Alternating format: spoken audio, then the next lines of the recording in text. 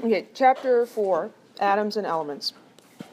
So all atoms are composed of matter. No, all matter is composed of atoms.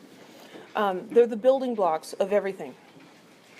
And the property of the individual atoms, the building blocks that make up a piece of matter, affect and determine the properties of the matter. You know, the whiteboard is white and shiny. Why is it white and shiny? Because of the properties of the atoms that make up the substance that it's made out of.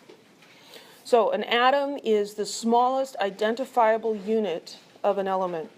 There are smaller particles than an atom, but the atom is the smallest piece of an element that is identifiable as an element. We talked about elements. Elements are substances that cannot be broken down into simpler substances by chemical means.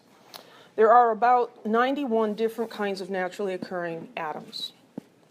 There are others that are man-made, but we're not going to worry about those. Atoms are incredibly small. They are mind-bogglingly small. So we often have examples like this to try to communicate how small they are.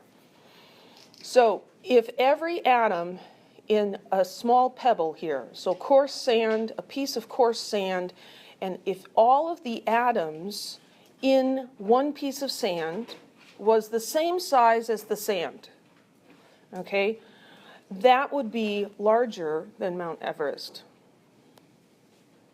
Think about how many grains of sand it would take to be the size of Mount Everest.